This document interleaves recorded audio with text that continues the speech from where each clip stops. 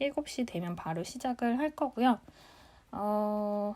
네, 다들 아침을 아직 안 드셨다면 그래도 좀 시원한 물이라도 한 잔 또 드셔도 좋을 것 같아요. 아침에 물 한 잔 마시고 시작하면은 그게 또 조금 이런 뇌 활성화되고 이런 게 좋다고 하더라고요. 펄라님도 반갑습니다. 그러면은 이제 7시가 됐으니까 네, 시작을 할게요. 네, 이모티콘도 감사합니다. 레몬룸은 평일 아침 7시에 약 1시간 정도 진행을 하고 있어요. 그래서 스타트업이나 비즈니스 모델에 대한 이야기라든지 사이드 프로젝트 그리고 부업, 사업, 창업에 대한 여러 가지 주제들을 여러분들이 조금 더 접근하기 쉽도록 하기 위해서 여러 가지 주제에 대해서 다양하게 이야기를 드리고 있고요. 오늘은 사실 이게 진행을 하다 보니까 가을님도 반갑습니다. 진행을 하다 보니까 어느덧 이제 한 10주 차가 됐어요. 6월부터 시작을 했는데 센서블님도 반갑습니다.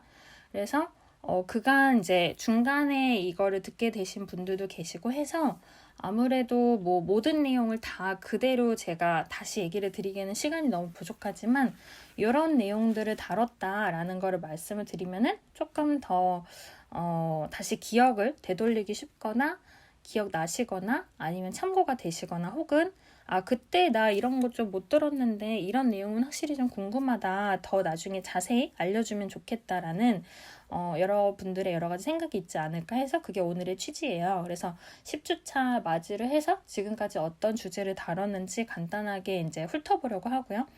1시간 정도를 예정을 하고는 있는데 조금 넘어갈 수도 있을 것 같아요. 워낙 거의 한 45회 정도를 좀 이제 간단하게 줄여서 얘기를 하려다 보니까 어떤 부분은 제가 좀 자세히 설명을 드리고 어떤 부분은 어디 참고하시면 됩니다라는 조금 간단한 느낌으로 말씀을 드릴 것 같아요. 그래서 혹시 들으시다가 이 내용 조금 더 자세히 알려달라. 이 내용 그때 들었는데 뭐 하는 어떤 여러 가지 코멘트들이 있으시면은 채팅방으로 써주시면 좋을 것 같은데요. 채팅방은 카카오음 같은 경우에는 맨 윗줄에 오른쪽에서 세 번째 확산기 버튼을 누르셔서 들어오시면 되고요. 그 다음에 클럽하우스 같은 경우에는 메시지 주시면 제가 거기로 오픈 채팅 링크를 드리고 있으니까 그렇게 오시면 좋을 것 같습니다. 도하님도 반갑습니다. 가경님 반갑습니다. 그러면은 바로 이제 시작을 해볼게요. 지금까지 이제 총 9주 진행을 했고요. 지금이 10주 차인데요. 사실 되게 많은 주제를 나눴는데 하나씩 좀 얘기 드려보려고 해요. 이제 뭐 몇 회차 이런 거보다는 초반에는 이제 중고 거래 플랫폼에 대한 이야기를 했었어요. 지금 이 방에는 안 계신데요. 전에 이제 방에 계셨던 분들 중에 중고 거래 이제 중개 플랫폼을 만드시고 계신 분이 계셔서 이제 그거에 대한 차별화 관점을 좀 얘기 나눈 적이 있어요. 기술적인 특징이라든지. 그리고 나서 아무래도 방 초반이니까 사이드 프로젝트에 대한 이야기를 좀 나눴었고요.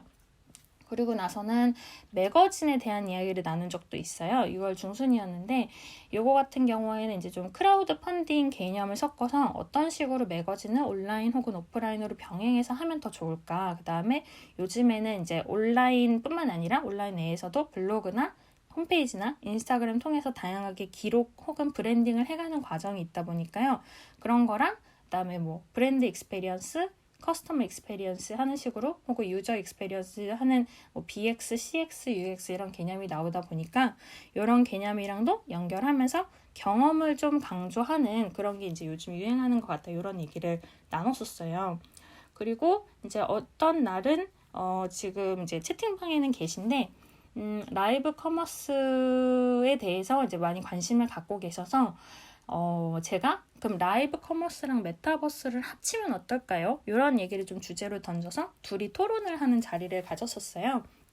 물론 이제 다른 분들도 같이 토론을 하셨었는데 꼭 결론이 나오는 건 아니지만 라이브 커머스랑 메타버스는 언젠가 연결이 되지 않을까 제가 이제 조금 약간 뜬금없이 화두를 던졌고 근데 다른 분들도 확실히 이커머스가 결국은 메타버스 안에 들어올 것 같은데 생각해 볼만 하다 하면서 이제 각자의 어떤 전문가 분의 관점들을 넣으면서 얘기를 나눴었어요. 그리고 이제 어느 날은 뭐 최신 트렌드 뉴스레터가 많이 늘어나고 있고 비트코인이 이렇게 변동을 하고 있다 등에 대해서도 여러 가지 이야기를 나눴었습니다. 이게 첫 번째 주였어요. 그리고 이제 두 번째 주 가서는 좀 스타트업에 대한 얘기가 증가를 했는데요. 처음에는 이제 기성세대나 요즘 세대에 대해서 어떤 차이가 있다. 꼭 MZ세대가 아니더라도 세대별로 좀 스타트업이나 혹은 이제 그런 창업에 대한 생각이 좀 다른 것 같다 해서 시작을 해서 몇 분들이 스타트업의 지원 사업을 말씀을 많이 주셔서 그런 거에 대해서 또 경험 있으신 분들이 조언을 하기도 했었고요. 그 이제 다음날은 마케팅 업무 하시는 분이 저 요즘에 이런 업무에서 이런 고민이 있는데 어떻게 하면 좋을까요?에 대해서 조금 더 조직 내에서 뭔가 인센티브 주장을 하거나 혹은 내 성과가 이렇다라는 걸 주장을 하려면 대표님과 이런 식으로 대화를 하면 좋을 것 같아요. 이런 약간 컨설팅은 아니지만 조금 고민에 응답하는 날도 있었어요. 그리고 특히 사이드 잡이나 사이드 프로젝트가 점점 유행을 하고 있다 보니까 그런 것에 대해서 조금 어떤 뭐 명언은 아니지만 얘기를 드렸던 게 이제 불광불급, 미치지 않으면 미칠 수 없다고 하거든요. 내가 무언가에 정말 미칠 정도로 빠지지 않으면 그 레벨에 도달할 수 없다라는 뜻에서 불광불급이란 단어라든지 아니면 취하지 않으면 취할 수 없다. 이것도 술에 취하듯이 내가 거기에 푹 빠지지 않으면 그걸 쟁취할 수 없다. 이런 단어들이 있어요. 그래서 사이드 프로젝트를 실제로 하시는 분들이 정말 사이드이기는 하지만 그래도 집중할 때는 이 정도로 열정을 갖고 집중을 했었다. 이런 어떤 사례들을 좀 얘기를 해주셨어요. 지금 이제 한 7번째 날까지 왔어요. 네, 지금 이제 한 45일째까지 갈 건데요. 지금 7번째까지 갔고요. 초반에는 좀 어떤 여러 다양한 분들이랑 대화하는 내용이 많았어서 이제 점점 딥해지는 게 여러분도 느껴지실 건데, 그리고 이제 8번째 날은 제가 아웃스탠딩에도 기고한 글인데 코로나에 뜰 비즈니스, 그 다음에 뜬 비즈니스 이런 것들에 대해서 이야기를 드렸었어요.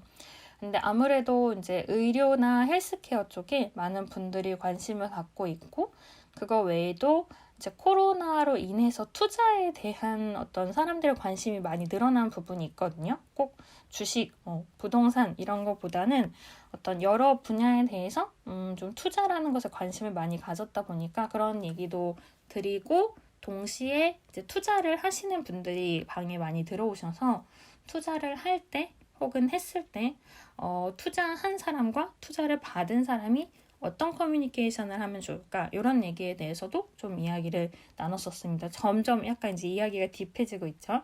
그리고 나서 9번째 날은요, SNS를 XYZ축으로 톱어봅시다. 이런 얘기를 했어요. 왜냐하면 우리가 이렇게 대화를 하는 것도 음이나 클럽하우스라는 SNS의 한 종류이고 하다 보니까 물론 이게 현재 갖고 계신 경험이나 나이 아니면은 이제 종사하시는 분야에 따라서 조금 체감이 다를 수는 있는데 제가 XYZ 한 건 이제 X는 어떤 타임라인, 그 다음에 Y는 뭐 규모나 어느 나라에서 일어났는가 뭐 이런 걸 생각하면서 Z는 제 맘대로 지은 거예요. 이제 감성 이런 걸 넣어서 여러 방면에서 SNS를 봤을 때 어떤 식으로 진화를 하거나 혹은 이슈가 있었나 그런 것들을 봤었어요. 그래서 우리가 워낙 잘 알고 있는 싸이월드 대체 결국 언제 부활하나 하는 이제 것들이 좀 요즘 뭐 많이 또 화제가 되고는 있는데 그런 우리 모두가 공감하는 싸이월드의 감성뿐만 아니라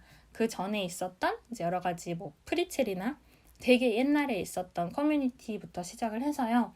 우리가 많이 쓰는 뭐 메신저, 블로그, 그 다음에 카카오톡이 생겼을 즈음에 있었던 굉장히 많은 톡의 종류들부터 시작을 해서 그 다음에 이제 라인 같은 경우에는 네이버 톡이 우리나라에서 원래 카카오톡 있을 즈음에 같이 있었어요. 그때 이제 네이버 톡이라고 나왔었는데 잘 안 됐고 그러다가 이제 물론 네이버랑 라인이 법인은 다르기는 하지만 뭐 그래도 이제 같은 회사이긴 하니까요. 일본에서 이제 라인이 나와서 열심히 마케팅을 하고 있었어요. 초반에 아마존이나 뭐 이제 그런 쿠폰을 좀 돌리면서 가입하시면 뭐 500엔 쿠폰 드립니다 하는 식으로 많이 하고 있었다가 이제 큰 지진이나 자연재해가 있었죠. 일본에서. 근데 그때 연락이 모든 핸드폰 기종 통틀어서 닿을 수 있는 수단이 라인이었어요. 그래서 라인이 너무 잘 됐고 꼭 자연재해가 어떻다 하는 건 아니지만 이제 그런 걸 계기로 SNS가 잘 되는 경우들이 있었다 하는 조금 어떤 역사적인 계기라든지 그런 부분에 대해서도 좀 언급을 드렸어요. 그래서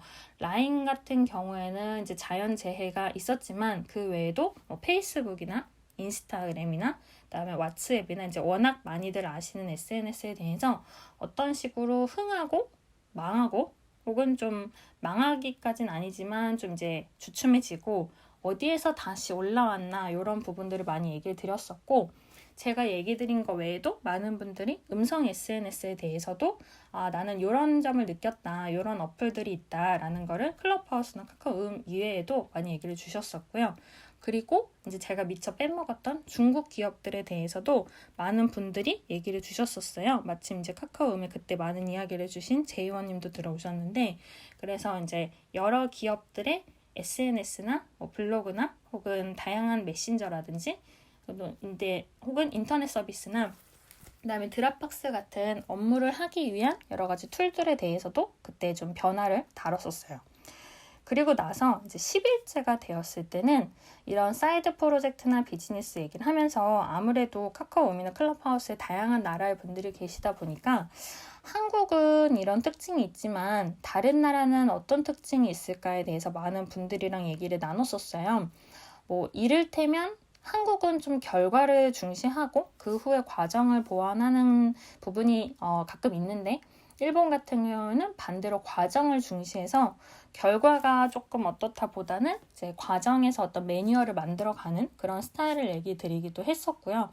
그때 얘기 많이 나온 게 뭐 인도, 뭐 중국, 미국은 이렇다라든지 뭐 아랍이나 중동에서는 이렇다라는 얘기도 많이 나왔었어요. 그래서 중국 같은 경우에는 아무래도 또 이제 중국 특유의 어떤 프로세스가 있다 보니까 전부 문서화를 좀 잘 하는 부분이 필요했다는 경험담도 얘기를 해주셨고 일본 같은 경우에는 외국어에 조금 보수적이신 분들이 있어서 그분들이 일본어로 대화를 많이 하다 보니까 일본어를 좀 알아두면 좀 편하다라든지 여러 가지 이야기가 있었었어요. 그리고 뭐 꼭 비즈니스의 어떤 차이가 아니더라도 뭐 투자를 하거나 혹은 스타트업이 바뀌거나 변화를 하는 부분들도 아무래도 좀 나라별로 속도라든지 아니면 관심을 갖는 주제가 달라지다 보니까 그런 점에서 나라별 특징도 좀 중요한 것 같다 이런 얘기를 해서 이제 2주가 마무리됐어요. 네, 제가 근데 계속 이렇게 해서 뭐 요 날은 이런 얘기 드렸다 하는 얘기를 드리고 있고 이제 점점 내용이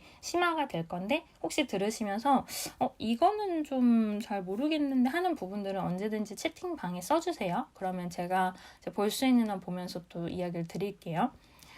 그리고 나서 이제 3주차가 됐죠. 그래서 이때는 디지털 노마드의 직군에 대해서 좀 얘기 드렸어요. 왜냐하면 이게 사이드 프로젝트가 이제 서로 좀 상승하면서 보완할 수 있는 키워드 중에 하나가 디지털 노마드인데요. 왜냐하면은 디지털 기기를 들고 노마드 떠돌면서 일을 한다는 게 사실 이제 근 10년 정도 유행을 했거든요. 우리나라에서도 디지털 노마드 관련된 굉장히 협회가 많고 책도 많이 나오고 그게 뭐 한 최근 5, 6년 사이에 굉장히 많이 나왔어요. 근데 코로나로 주춤해 있기는 하지만 그래도 디지털 노마드를 하시는 분들이 사이드 프로젝트나 뭐 부업, 창업의 다른 측면에서 관심을 많이 갖기 시작했고 리모트 혹은 원격 업무에 대해서도 다양하게 이야기를 진행을 하다 보니까 아무래도 그런 부분에서 디지털 노마드랑 사이드 프로젝트랑 많이 연관 지어서 보시게 된 것 같아요. 그래서 제가 이제 디지털 노마드의 직군에 대해서 얘기를 드리긴 했는데 요거는 아무래도 좀 코로나 전을 기준으로 많이 얘기를 드렸어요. 좀 코로나 후에는 디지털 노마드 자체가 주춤되어 있다 보니까요. 근데 그런 이제 직군들에 대해서 뭐 번역이나 개발, 디자이너 분들이 많이 활약하신 것도 그렇고 작가분들이나 예술가 혹은 컨설팅 업종, 뭐 여행 가이드나 외국어 교사라든지 아니면 그 외에도 어떤 쇼핑몰이나 해외 직구, 소싱을 하러 다니시거나 해외 상품을 보러 다니시는 분들이 디지털 노마드라는 어떤 이름을 가지고 많이 활동하셨었다. 이제 다만 이제 지금은 그 시대가 많이 달라진 것도 있죠. 코로나도 그렇고. 그래서 오히려 어떻게 보면 이런 클럽하우스나 카카오음에서 이제 모더레이터를 저보다 훨씬 더 전문적으로 하시는 분들도 많이 계시는데 이런 어떤 오디오 SNS의 운영이라든지 모더레이터도 새로운 직업군이 된다면 디지털 노마드의 어떤 직군에 들어갈 수도 있겠다라는 좀 전망을 얘기 드리기도 했었습니다. 그리고 에스토니아에서 그 레지던시 하는 거를 혹시 들어보신 분들도 있을 텐데요. 인터넷으로 된 시민권 같은 거예요. 그래서 그런 어떤 노마드에 관련된 뭐 자격증은 전혀 아니지만 그래도 그런 어떤 증명된 서류 같은 거에 대한 이야기라든지 아니면 이제 코로나이기 때문에 오히려 코로나가 끝나자마자 노마드를 위한 서비스들이 잘 될 것이다 해서 노마드용 서비스를 지금 열심히 개발하거나 준비하시는 분들도 좀 많이 계시고요. 그때 이제 제가 뉴스를 공유 드리기도 했었는데 해외 유럽에서 노마드 빌리지라는 거를 좀 짓고 있어서 그게 이제 코로나 이후를 바라보고 만드는 부분이거든요. 그래서 그런 여러 가지 움직임이 코로나 뒤를 대비해서 움직이고 있고 그래서 코로나가 좀 안정이 되면 언제 안정이 될지는 아직 모르지만 안정이 되면 많은 분들이 이제 그런 노마드 지금 리모트 업무도 워낙 점점 일반화가 되고 있으니까 많이 그렇게 돌아다니면서 업무를 하는 쪽으로 좀 움직일 것 같다 하는 얘기를 드렸어요. 제가 디지털 노마드 직군 관에서는 제 브런치에도 글이 있기 때문에 그걸 참고하시면 좋을 것 같아요. 나중에 뭐 링크는 다시 한번 드리겠습니다. 그래서 그런 얘기 드렸고 그 다음날 점점 얘기가 이제 조금 많아지고 있죠. 이제 12번째 날은 최근에 있었던 스타트업 뉴스들이나 인사이트에 대해서 얘기를 많이 드렸었어요. 근데 뭐 요즘에 이런 뉴스가 있다 하는 것도 많이 드렸었지만 조금 특이사항으로 제가 얘기 드렸던 거는 해외에 있는 미디어들에 대해서도 좀 소개를 드렸고 아예 스타트업 미디어 39곳 이렇게 해서 브런치에도 발행을 했는데 해외에 사이드 프로젝터스라는 사이트가 있어요. 근데 좀 재밌는 게 우리나라도 사이드 프로젝트에 대한 관심은 되게 많이 늘어나고 계시거든요. 나도 뭐 조금 남는 시간에 개발을 하거나 아니면 좀 기획을 해서 누군가랑 좀 얘기를 하고 뭐 수익으로나 혹은 나의 스타트업에 연결이 되면 좋겠다 해서 많이들 하고 계시는데 그러면 보통 구인구직에 대한 니즈는 진짜 많이 나오거든요. 나 이런 사이드 프로젝트 할 건데 너도 할래? 라는 얘기가 뭐 블라인드에 올라온다든지 아니면 저 뭐 사이드 프로젝트 하고 싶은데 어디 가서 알아보면 되나요? 이런 얘기도 많이들 하시는데 그런 구인구직을 연결하는 니즈는 다들 생각을 하실 수 있겠지만 이 해외 사이트의 재미있는 점은 그 외에도 프로젝트 자체를 판매를 하더라고요. 나 이런 프로젝트 만들었는데 관심 있으면 네가 사가 이런 식으로 해외 사이트에 올라오는 거죠. 그래서 그런 것도 참 재밌는 부분이다라고 당시에 느꼈었고 많은 분들이 좀 공감을 해주셨던 것 같아요. 단순히 구인구직만 하는 게 아니라 내가 되게 좋은 아이디어가 있는데 이거 사갈래? 하는 부분들. 그래서 한국에서 지금 듣고 계신 여러분들이 그런 사이트나 혹은 그런 서비스 만드셔도 좋을 것 같다라는 얘기를 당시에 했었고 지금도 이제 뭐 제가 얘기 드리는 부분에서 혹시 여러분들이 인사이트를 얻으시는 게 있다면 있어도 너무 좋을 것 같아요. 그래서 이따 다시 얘기가 나오겠지만 실제로 그 얘기랑은 또 별개로 클럽하우스나 카카오음에서 사이드 프로젝트를 하고 계신 분들도 많이 계시기 때문에 그런 부분에 이제 관심을 가지실 수도 있겠다 하는 부분이랑 이제 아까 말씀드린 것처럼 이제 브런치에 정리를 해드린 것처럼 좀 요즘 어떤 스타트업의 트렌드를 볼 수 있는 미디어 사이트들을 이제 그때 좀 정리를 해서 얘기를 드렸어요. 근데 그 정리를 할 때 몇 분이 근데 공간에 대한 트렌드, 스타트업 트렌드 되게 관심이 간다. 공간을 좀 더 다뤄줬으면 좋겠다라고 그날 말씀을 하셔서 그 다음날은 공간에 관련된 비즈니스 모델이나 스타트업을 좀 다뤘어요.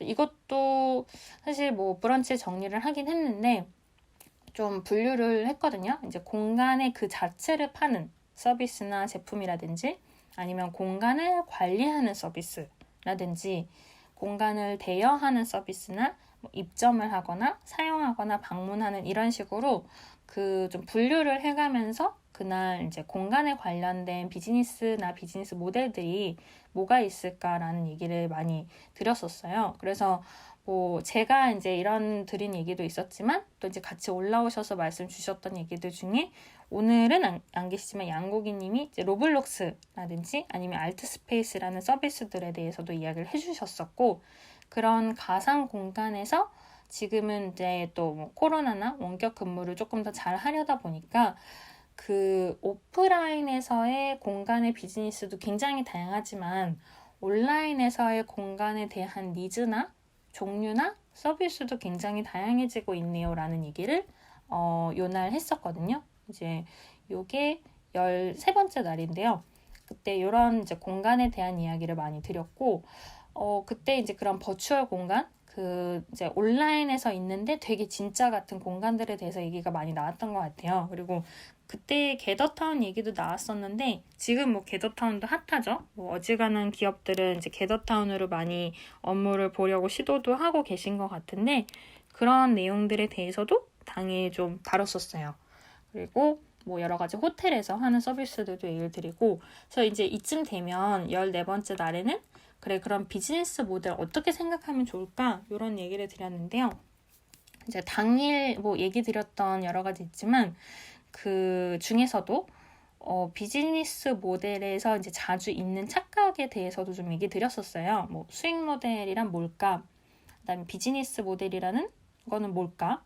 그래서 사실은 제가 늘 강조하는 거지만 비즈니스 모델의 정답은 없고 이제 그걸 생각하는 이론들이 많은 거죠. 그러다 보니까 꼭 막 엄청난 유명한 제품이나 서비스를 만들어야만 비즈니스 모델이 되는 게 아니라 콘텐츠를 갖고 계신 분들이라든지 아니면 무형의 어떤 여러 가지 뭐 음악이나 서비스나 그림이나 혹은 재능이나 이런 부분들에 대해서도 단순히 무형이니까 모델화하기 어렵다라기보다는 생각하기 나름에 따라서는 중간에 어떤 식으로 돈을 받거나 돈을 청구하거나 뭐 여러 가지 과정이 있을 수 있다라는 얘기를 이제 좀 시작을 했었어요. 비즈니스 모델에 대해서. 여기 계신 분들도 워낙 그런 부분에 공감을 하니까 이야기를 많이 들어주시는 것 같아요. 비즈니스 모델이 되게 어렵고 복잡하고 근데 또 나만의 비즈니스 모델이 있을 수 있다. 이런 부분들을 많이 공감해 주시는 것 같고요. 근데 이제 자주 있는 착각이 일단 돈을 벌어야 모델이다, 비즈니스 모델이다 라고 생각을 하시는 경우가 있는데 꼭 그런 건 아니다. 왜냐하면 뭐 사회적 기업이나 ESG나 이제 여러 가지 경영의 기법이 있고 거기서 물론 돈도 벌어야겠지만 궁극적으로 돈만 벌면 된다라는 건 아니기 때문에 비즈니스 모델에서 꼭 돈보다는 어떤 식으로 앞으로 지속적으로 할 수 있는지에 대해서 얘기를 좀 드렸었고요. 그리고 자주 사람들이 착각하거나 실패하는 것 중에 하나가 저 기업이 구독 모델로 성공했네? 그럼 나도 구독 모델 해보자 이렇게 생각하시는 경우가 있지만 그렇지 않다 이런 얘기를 드렸어요.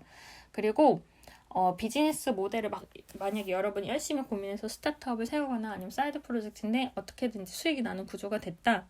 그래도 완성형은 없거든요. 계속 뭔가 바뀌지 않으면은 사람들의 생각이 바뀌고 트렌드가 바뀌기 때문에 한번 정말 완벽하다고 생각되는 비즈니스 모델을 만드셨더라도 계속 성장을 해야 된다라는 얘기를 드렸었어요.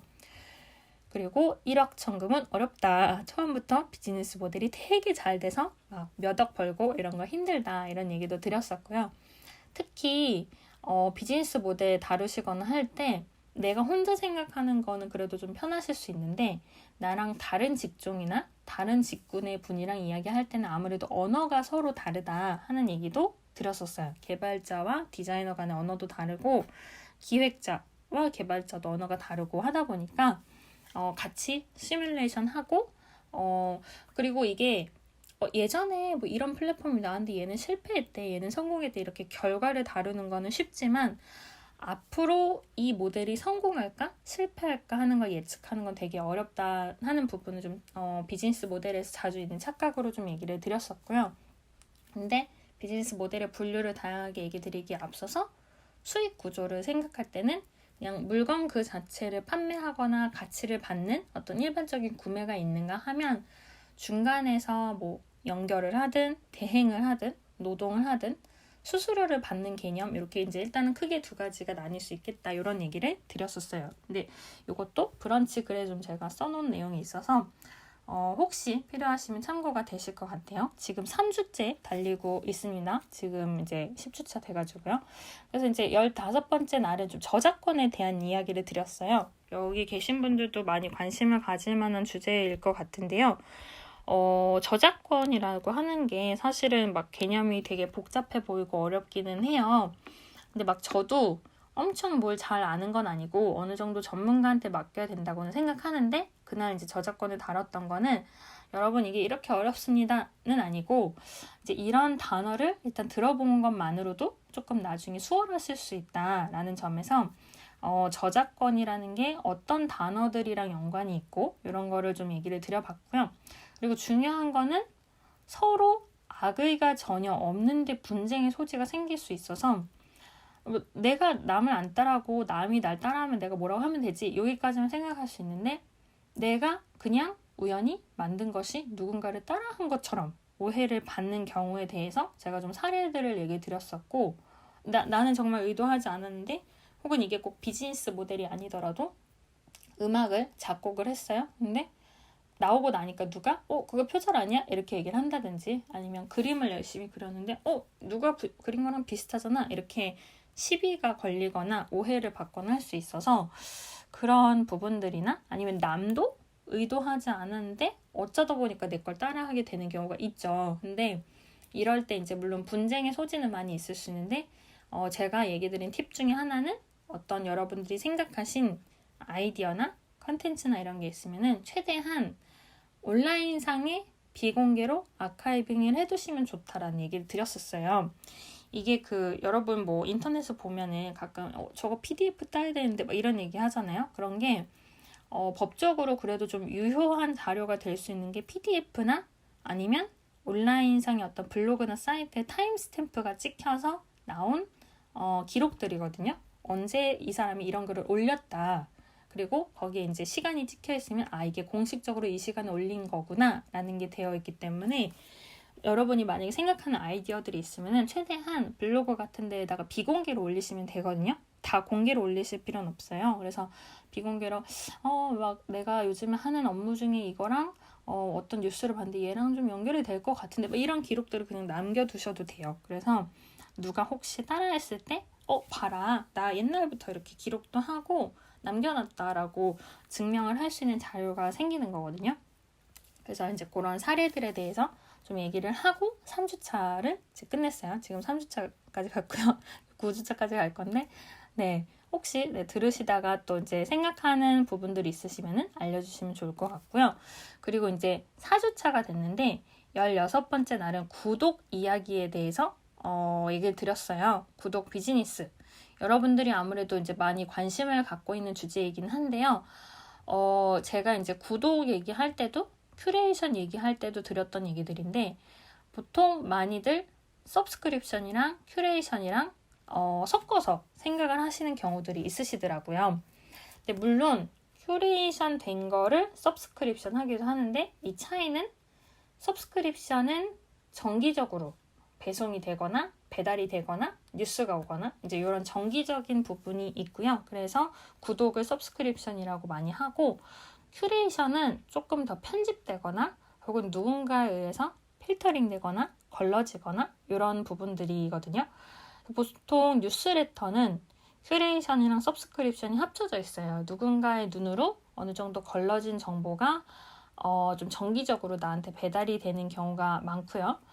그리고 이제 음식에 관련된 곳들에서도 구독 시도를 많이 하고는 있는데, 막 잘 된다 보다는 아직은 시행착오 레벨인 것 같아요. 버거킹이 뭐 커피 구독, 햄버거 구독 이런 것도 만들었었는데, 그런 건 좀 그렇고, 근데 재밌는 거는 그때 이제 저 말고 다른 분들도 얘기를 주셨었는데, 원래는 이제 구독이 B2C가 많았었거든요. 우리가 모두 알 수 있는 뭐 빵, 반찬, 뭐 화장품, 꽃 이런 것들의 구독이 많았었는데, 원래 뒤에서는 B2B, 비즈니스 투 비즈니스라고 해서 기업용 구독도 많이 있긴 했었어요. 마이크로소프트나 어도비나 이런 곳들은 아무래도 이제 기업용으로 구독을 하는데, 근데 그거 외에도 점점 이제 기업들이 기업용으로 B2B, B2C는 이제 비즈니스 투 커스텀에서 이제 일반 소비자용이고요.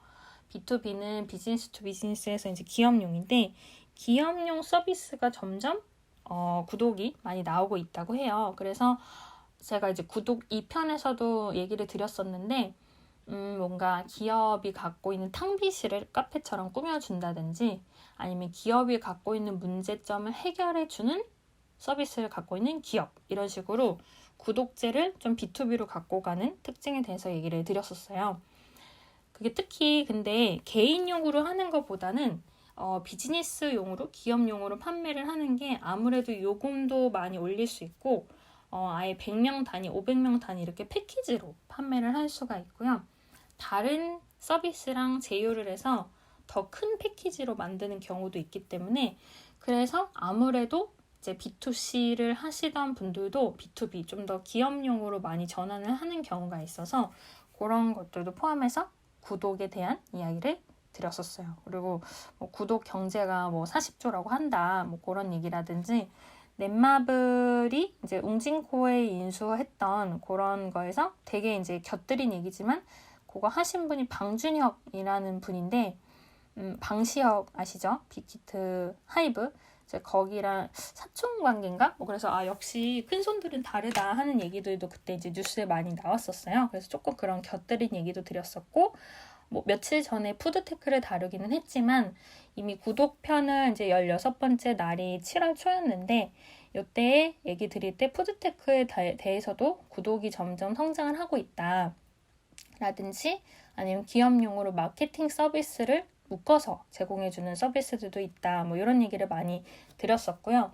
특히 요 전후에 메타버스 얘기도 좀 드리게 됐었는데 제가 그냥 개인적으로 예측하는 어떤 메타버스 내 구독은 어떤 게 있을까 이제 이런 거를 아웃스탠딩 그래도 기고를 했습니다. 이런 거를 좀 소개를 드린 적이 있었어요.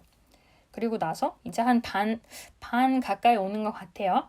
이제 17번째 날은 뉴스나 정보를 좀 효율적으로 캐치업하기 위한 것에 대한 팁을 좀 드렸었어요. 근데 이게 뭐 어떤 뉴스를 거르고 어떤 뉴스를 봐라라는 거는 전혀 아니고 저는 이제 뉴스가 있으면 전반적으로 보는 게 시장을 아는 데에는 좋다 하는 쪽이거든요.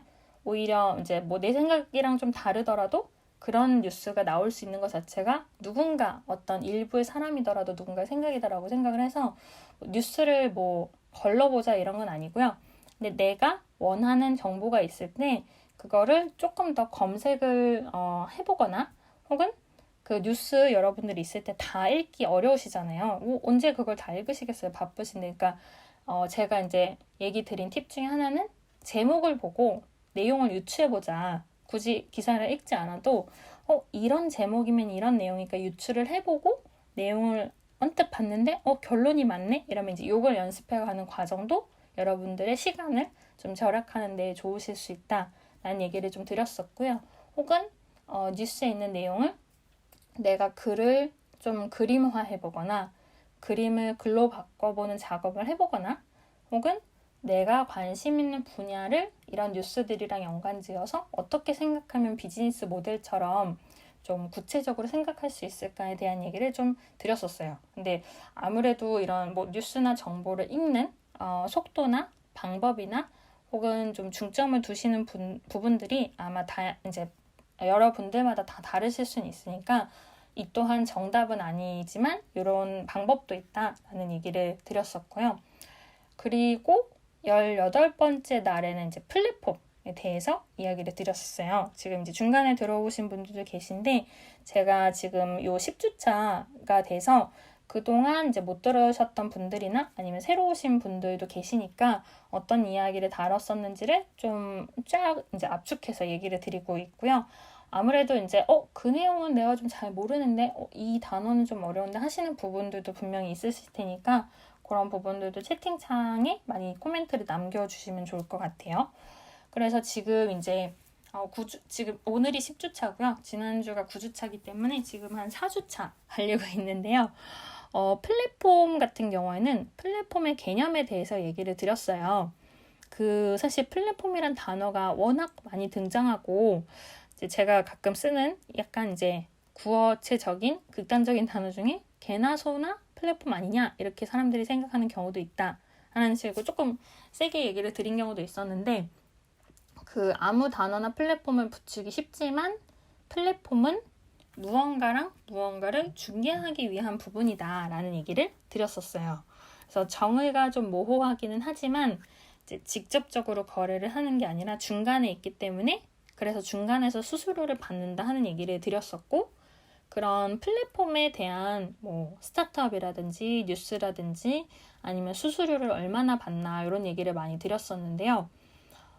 물론 이제 되게 다양한 사례가 있지만 많은 분들이 이제 되게 관심을 갖는 주제 중에 하나는 그 컨텐츠 플랫폼이 얼마나 돈을 많이 가져가거나 혹은 얼마나 적게 가져가느냐 뭐 이런 얘기들이 많이 있어요. 그래서 그때 이제 얘기 들었던 여러 뉴스들 중에서도 특히 하나는 이제 애플 뮤직 얘기가 많이 나오거든요. 그래서 애플 뮤직에서 스트리밍 할 때 지급하는 이제 그런 플랫폼용 수수료가 스포티파이의 2배여서 아티스트에 도움이 된다.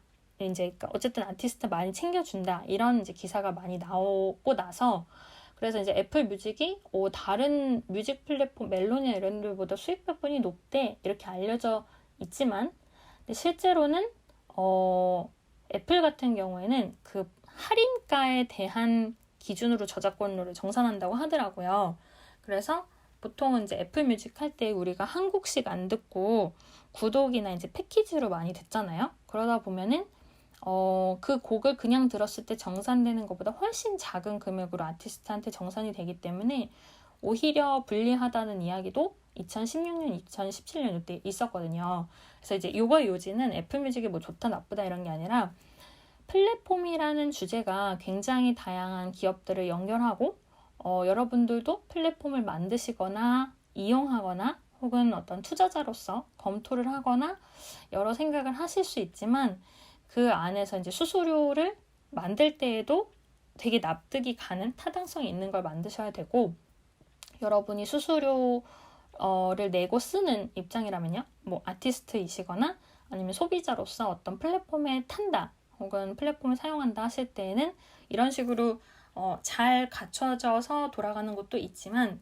계약서를 잘 보지 않으면 아무래도 좀 불리해지는 요소가 언젠가 나올 수 있기 때문에 잘 검토하셔야 된다. 이제 이런 얘기들에서 나중에 계약서에 대한 얘기도 다뤘었거든요. 그래서 그건 이따 설명을 드릴 건데 이런 플랫폼의 얘기에 대한 얘기를 드렸고 그래서 플랫폼을 여러분이 사용하시거나 만드시거나 투자를 하시거나 할 때 팁은 일단은 내가 만약에 물건을 판매한다 하면 판매에 관련된 플랫폼은 가능한 선에서 최대한 입점을 해보면 좋다. 이런 얘기를 드렸어요. 물론 이제 뭐 쿠팡에도 입점하고 뭐 네이버에도 입점하고 이러면 당연히 힘들 테니까 전부 하는 게 절대 좋은 건 아닌데 아무래도 플랫폼마다 좀 차이가 있고 그거를 이제 이 플랫폼은 여기가 광고가 잘 되고 이 플랫폼은 수수료가 싸네 하는 부분들이 서로 조금씩 다르거든요. 이제 그 플랫폼끼리도 서로 경쟁을 하다 보니까 야 우리는 좀 싸게 가자 이렇게 하는 데가 있고 우리는 배달을 무조건 빠르게 해주자 뭐 이런 식으로 다들 차별화를 내세우거든요. 그래서 이제 그런 거는 직접 또 경험을 해보시는 게 좋기도 하고 플랫폼이라는 단어가 너무 많은 대신에 플랫폼에 대한 지원 사업도 많으니까 혹시 지원 사업을 추후에 검토하시는 분들이 있다면 구글에서 플랫폼 지원 사업 이러면은 굉장히 많은 종류가 나온다 하는 얘기도 드렸었어요. 그래서 뭐 그날도 사실 되게 많은 얘기를 드렸지만 일단 오늘은 좀 정리하는 차원이다 보니까 조금 간단하게 가고요. 이제 그 다음날 19번째 날 왔어요. 지금 한 반 정도 왔죠? 그 프라이싱, 가격 결정 전략에 대해서 얘기 드렸었는데 뭐 그날 이제 이것도 막 그날 나눴던 얘기 전부 다 드릴 수는 시간상 어렵지만 이제 특히 얘기를 드렸던 게 프라이싱, 가격을 결정한다는 의미가 대체 뭘까 하는 데에 대해서 이제 관련된 이론이나 개념들을 좀 얘기해 드렸고 여러분이 컨텐츠를 만드시거나 뭐 하다못해 카카오음이나 클럽하우스에서 강의를 하시거나 혹은 외부에서 컨텐츠 작업을 하거나 뭐 비즈니스를 만들거나 할 때 다 그게 어떤 여러분의 노동이 발생하는 거잖아요. 그래서 저는 이제 재능 기부가 막 나쁜 건 아니지만 그런 이제 재능을 기부한다라는 명목 하에 열정페이가 되고 무료로만 컨텐츠를 원하는 게 때로는 좋지 않을 수도 있다 하는 점을 이제 같이 얘기 드렸었는데 가격, 가치, 비용 이게 다 다르거든요. 그래서 비용이 든 거에 대해서 조금 더 내가 마진을 남겨서 가격을 설정하지만 그 가격보다 가치를 높게 느끼는 경우도 있고 그 가격보다 가치를 낮게 느끼는 경우도 있기 때문에 이런 같은 돈이지만 개념이 다 다르다는 것에 대해서 그때 얘기를 드렸었어요. 그래서 뭐 이것도 팁에 대해서 여러 가지 얘기 드렸었는데 일단 최소한 정확히 시뮬레이션을 할 것. 왜냐하면 이제 가격이 내리기는 쉬워요. 좀 싸게 하니까 여러분 좀 사주세요 이러긴 쉬운데 내렸다가 올리기가 정말 어렵기 때문에 혹시 할인을 하더라도 혹은 안 하더라도 그 가격에 대해서 앞으로 어떻게 올라갈지 혹은 어떻게 유지를 할지 정확히 시뮬레이션을 하는 게 필요하다 이런 얘기도 드렸었고요. 그리고 너무 낮으면 결국 그게 모두의 시장 가치를 떨어뜨려서 내가 잠깐 할인했던 게 시장에서 결국 예를 들어서 에코백을 만약에 원래는 한 10,000원에 팔다가 1,000원에 팔았다 이러면 사람들이 에코백 그 뭐 1,000원짜리 아니야? 이렇게 되면은 그 앞으로 10,000원을 받기 힘들겠죠. 나뿐만 아니라 모두가 이제 그런 식으로 되게 서로 영향을 주고받는 게 있다 보니까 납득이 가능한 선에서 얘기는 하되 좀 가격에 스토리텔링이 있어도 좋겠다 이런 얘기들 좀 같이 드렸었어요. 그래서 이제 20번째 날은 비즈니스 모델에 대해서 2편을 얘기 드렸었어요. 그래서 비즈니스 모델이나 사업 모델, 수익 모델이라든지 이런 부분에 대해서 쭉 얘기를 드렸었는데 보통 전략과의 차이라는 부분에 대해서도 혼동을 하시는 경우들이 많이 계셔서 이제 그런 얘기에 대해서 좀 얘기 드렸었어요. 그리고 비즈니스 모델 캔버스는 아마 내일 얘기를 드릴 것 같은데 이제 비즈니스 모델 자체를 만드는 과정도 있고 평가를 하는 과정도 있고 하다 보니까 누구에게 어떤 가치를 어떤 식으로 전달하면 어떻게 수익이 될까 하는 이제 비즈니스 모델 자체를 생각하는 것에 대해서 좀 얘기를 드렸었고요. 그리고 비즈니스 모델에 대해서 워낙 이론도 많고 인터넷에 정보도 많으니까 제가 막 다 정리해서 이제 얘기를 드릴 수는 없지만 그 지금 얘기 드린 누구에게 어떤 가치를 어떻게 하고 누가 이제 카피가 어렵고 지속하려면 어떤가 이런 몇 가지 요소에 대해서 이야기를 드렸었거든요. 그래서 이제 그냥 단어로 하면은 명확한 가치 제한, 수익 메커니즘, 선순환 구조, 모방 불가능성, 지속성 이렇게 얘기를 하긴 하는데 이제 이런 거에 대해서 어떤 단어적인 거보다는 스타트업들에서 그래서 좀 주로 쓰이는 모델이 이런 거다라는 얘기를 드렸었어요. 그래서 일부러 가격을 싸게 하는 것도 있지만 제품은 무료로 하고 서비스는 유료로 한다든지 아니면 반대로 서비스는 무료인데 제품은 유료로 한다든지 이런 식으로 하는 부분들에 대해서 좀 사례를 많이 얘기를 드렸었고요. 그리고 이제 요즘 있는 단어 중에 그냥 일반적인 프리미엄 말고 프리미엄이라고 해서 프리랜서에 프리를 붙여서 프리미엄이라고 하는 모델이 있어요. 근데 이거는 기본 서비스는 무료인데 거기에다가 조금 더 옵션을 사용을 하려면 프리미엄 서비스라는 추가 비용을 지불해야 된다는 거에 대해서 요즘 많이 유행을 하고 있다. 이런 얘기를 드렸었어요. 그래서 이런 식으로 사실 요날도 이제 모델이 한 10가지를 얘기 드려서 이 10가지에 대한 키워드를 당시에 써드렸었는데 제가 아까도 얘기 드렸다시피 이거에 대해서 그때 못 들으신 분들도 많이 계실 수도 있고 혹은 들었는데 다시 기억이 나시는 분들도 계실 수 있지만 나는 특히 이 정보에 대해서 좀 더 궁금하다 하는 부분들은 채팅창에 써주시면 좋을 것 같아요. 그래서 네, 지금 이제 21번째 날 오고 있고요. 지금 반 정도 왔어요. 그래서 제가 이게 10주차 맞이 총정리인데 여러분들이 들으시면서 좀 궁금하신 부분들이나 이런 거는 코멘트 주시면 제가 보고 있거든요. 근데 아까 이제 스피드 얘기 주신 것도 보고는 있는데 기존에 제가 진행하는 스피드가 있기 때문에 일단은 그 부분을 조금 감안하면서 말씀을 드리고 있지만 이런 부분이 좀 어렵다 혹은 이런 부분에 대한 설명이 조금 더 필요하다 이런 부분들은 또 그때그때 알려주시면 좋을 것 같아요. 이게 사실 1대1로 얘기하는 게 또 아니고 여러 다양한 분들이 듣고 계시기 때문에 방에 들어갔을 때 어떤 스피드로 어떻게 얘기가 되는지에 따라서도 좀 이게 느껴지는 감각이 달라질 수 있어서 이제 제가 모든 분들에 대해서 좀 맞춰드리지 못하는 점에 대해서 조금 양해를 해주시면 너무너무 감사합니다. 그 다음에는 이제 한 반 정도 왔고요. 1시간 조금 넘길 것 같은데 그래도 조금 최대한 조금 일단 정리 모드로 가볼게요. 왜냐하면 또 이제 오늘 쉬는 날이라 뉴스가 8시부터 있을지는 모르겠지만 여러분들의 시간도 소중하니까. 그래서 이제 21번째는 사이드 프로젝트가 왜 어려운지를 얘기를 드렸었어요. 그리고 사이드 프로젝트 같은 경우에는 특히나 뭐 자주 있는 착각이나 종류도 얘기 드렸지만 저작권 부분에서 아이디어를 누가 냈냐, 누가 디벨롭했냐 이런 부분에서 이슈가 많이 생길 수 있다는 거에 대해서 얘기를 드렸었고 그거에 대해서 이제 지금 오늘은 안 계신데 로우님이 계세요. 그래서 카카오음에서 사이드 프로젝트 지금 하고 계시는데 거기 이제 테크 커뮤니티가 있거든요. 그래서 그거에 대해서 소개도 해주시고 어떤 식의 이제 고민이 있으시거나 어떤 모집을 하시는지에 대해서 소개를 받았었어요. 그리고 이제 한 23번째 날 가서 이제 메타버스 얘기도 드렸었는데 요거는 브런치에도 제가 좀 글을 올렸기 때문에 참고를 하시면 좋을 것 같은데요. 메타버스의 문제점에서 어떤 가상세계 중독이나 현금화나 불법행위 이런 부분에서 아직은 이슈가 있다는 거라든지 아니면 메타버스와 블록체인이 어떤 연관이 있는지에 대해서 조금 개념은 어려울 수 있는데 일단 이것도 단어를 같이 들어보시는 차원에서 이런 기업들이 이런 식으로 뭐 해운대 땅을 팔거나 하고 있다. 이런 어떤 전체적인 트렌드에 대해서 이야기를 드렸었어요.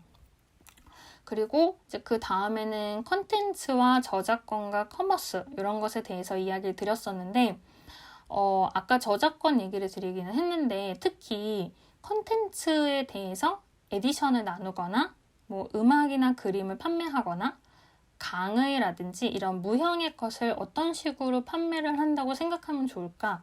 저작권, 소유권은 어떻게 되나? 이런 거에 대해서 좀 얘기를 드렸었고요. 그리고 이제 기획에 대한 얘기를 좀 집중해서 드린 날이 있었어요. 그래서 사업 기획과 서비스 기획, 그다음에 서비스 기획과 컨텐츠 기획 이렇게 얘기 드렸었는데 사업 기획 같은 경우에는 이제 비즈니스 모델을 구축하고 운용하는 이제 그래서 수익 추구가 중요한 건데 서비스 기획은 조금 더 고객을 생각하는 기획이다. 예를 들어서 유저가 이런 걸 쓰겠지, 이런 걸 좋아하겠지, 이런 물건이어야 사겠지, 이런 거를 생각하는 게 서비스 기획이라고 얘기를 드렸고 그 중에서도 또 이제 컨텐츠 기획, 여러분이 컨텐츠 많이 기획하시는데 그 안에서는 컨셉이 중요하다. 이런 얘기를 드렸었어요. 그리고 컨셉에는 또 브랜딩이 나오지만 이 얘기는 다음에 해드릴게요 라는 얘기를 이제 그때 하면서 마무리 지었었는데 이런 컨셉에 대한 부분들도 많이들 공감을 해주셨던 날이었던 것 같고요. 그리고 이제 프로젝트 관리에 대해서 좀 얘기를 한 날이 있었고 이게 나중에 린이랑 에자일로 얘기가 되고요. 그리고 나서 기획을 위한 어떤 생각의 기술의 의미에서 로지컬 싱킹이랑 디자인 싱킹에 대해서 얘기를 드린 날이 있었어요. 근데 이것도 물론 이제 기술적으로 생각하는 부분들은 있지만 그거보다는 좀 논리성 얘기 드리거나 보통 로지컬 싱킹이랑 디자인 싱킹 이렇게 얘기를 하면은 그거 반대 아니야? 이성과 감성 아니야? 이렇게 생각을 하시는데 그게 아니라 로지컬 싱킹은 이제 원인과 결과를 생각하는 거고 디자인 싱킹은 그런 생각의 갈래를 넓게 했다가 다시 줄였다가 넓게 확산을 또 아이디어를 막 했다가 다시 또 수렴을 해가면서 아이디어를 골라가는 부분에 대해서 이야기를 드렸었어요. 그리고 이제 이런 걸로 또 유명한 기업이나 사례에 대해서 이야기를 드렸었는데 이 부분도 제가 그때 조금 뭐 동영상이나 이런 거를 공유 드리긴 했었는데 이따가 이제 이 부분은 다시 한번 다른 내용들이랑도 연관이 되는 게 있어서 채팅창에 공유를 드려볼게요. 그리고 이제 조직과 팀, 역할 분담이나 팀워크를 어떻게 하면 좋게 할 수 있을까, 조직 문화에 대해서 여러분들이 느끼시는 어떤 힘든 점, 그런 거에 대한 응답을 좀 같이 얘기를 나눠본 날이 있었고요. 그리고 나서 이제 브랜드 컨셉과 컨텐츠 컨셉 이렇게 해서 브랜드의 전략을 어떻게 세우면 좋을지, 컨텐츠를 어떻게 만들면 좋을까에 대해서도 좀 여러 가지 그림을 사용해서 얘기를 드린 날이 있었어요. 그리고 이제 30번째 날이 거의 다 와가요. 이제 디지털 트랜스포메이션이라고 해서 이 단어는 되게 어려워 보이지만 넷플릭스처럼 여러분이 일상 속에서 느끼는 것도 온라인을 통해서 혹은 디지털을 통해서 느끼는 것들이 이미 많은 비즈니스가 디지털화 되었기 때문에 그렇다라는 부분을 얘기 드리면서 좀 트렌드나 용어 설명을 드렸었는데요. 그때 이제 좀 여러분들이 많이 관심 가지시고 코멘트를 많이 주셨던 게 도미노 피자가 되게 잘한 사례였거든요. 이제 그거를 조금 제가 설명을 드리면은 2000년대 중반에는 도미노가 되게 맛없는 피자로 인식이 됐었다고 해요. 그래서 2008년에 소비자 선호도 조사니까 미국에서 이제 꼴찌를 해서 사람들이 마분지 씹는 맛이 난다, 뭐 냉동 피자가 더 낫다, 뭐 이렇게 좀 악평을 좀 했다고 해요. 그래서 이제 이 도미노 피자 사람들이 조리법을 바꾸다 보니까 자기들의 맛은 좀 개선을 했어요. 근데 문제는 사람들이 짜증나는 게 뭘까? 이거에 좀 집중을 했는데 맛도 맛이지만 당시에 매장 방문이나 전화 말고 웹사이트를 주문하려면 로그인부터 결제까지 25단계를 거쳐야 됐대요. 말만 들어도 되게 복잡해 보이죠?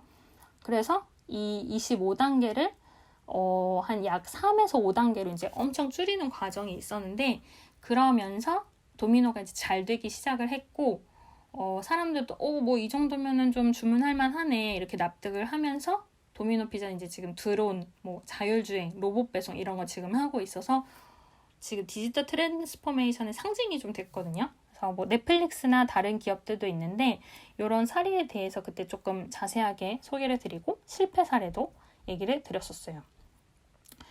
그러고 나서 이제 요렇게 얘기 드려보면은 아까도 잠깐 얘기 나왔지만 계약서에 대한 부분도 좀 제가 얘기를 드렸었는데 여러분들이 계약서 많이 쓰시잖아요. 근데 제가 제목은 기획자의 계약서라고 했지만 기획자가 아니셔도 계약서를 많이 다루실 것 같은데 계약서 같은 경우에는 일단 쓰는 게 좋기는 하죠. 그 부분은 아마 많이들 공감을 하실 건데 제가 이제 몇 가지 팁을 드린 거는 누가 여러분한테 일을 맡기려고 하면 일단 우리 계약서부터 작성합시다 라고 얘기를 하는 거를 얘기 드렸어요. 안 그러면 돈을 떼이기 쉽다 이런 얘기라든지 그 다음에 내가 못 쓰겠으면 이제 변호사한테 맡기는 부분도 있고 특히 어떤 가격을 부르거나 견적을 쓸 때 너무 낮게 부르지 말고 조금은 높여서 불러보되 상대방의 예산이나 어떤 조정의 여지를 최대한 확인할 것에 대해서 조금 팁을 좀 얘기를 드렸었고요. 특히 실수하기 쉬운 게 자동 갱신을 하면 좋다라고 생각하시는 경우가 있는데 계약을 자동 갱신하기 시작하면은 내가 잘 됐을 때 분리할 수가 있거든요. 새 가격으로 갱신을 못할 수가 있어요. 그래서 여러 가지 이런 팁들에 기반해서 계약서를 여러분들이 제안하고 여러분들이 작성을 하신다면 최대한 먼저 유리하게 쓰고 그러니까 막 불법은 아닌 선에서 유리하게 쓰고 전달을 하면 알아서 상대방이 좀 고쳐줄 것이다 라는 얘기를 이제 그때 얘기를 했어요. 그리고 너무 어렵게 쓰기보다는 쉬운 말로 써야 조금 오해의 소지를 줄일 수 있다. 이런 계약서에 대한 팁들을 얘기를 드렸었어요. 그리고 이제 조금 이제 마무리 조금 점점 들어갈게요. 제가 조금 이제 속도가 살짝 빨라지고 있는데 혹시 또 들으시다가 이 부분은 좀 잘 모르겠다 하시는 부분들은 언제든지 채팅방으로 또 질문을 주시면 좋을 것 같아요. 그리고 나서 이제 큐레이션에 대해서도 아까 언급드린 것처럼 어떤 서비스가 있는지 좀 얘기를 드렸었고요. 요즘 유행하는 단어들이라든지 뭐 서브스크립션형 큐레이션, 뭐 커머스 큐레이션, 큐레이션 커머스 이런 단어들이 유행하는 거에 대해서도 얘기를 드렸었고 어느 날은 MZ세대에 대해서 얘기를 드렸었는데 여러분들이 보통 MZ세대는 20대 초반으로만 생각을 하시는 경우가 있지만 사실은 80년대생부터 2000년대생이기 때문에 20대부터 40대 초반까지 다 포괄을 한다라는 부분을 먼저 얘기를 드렸고요.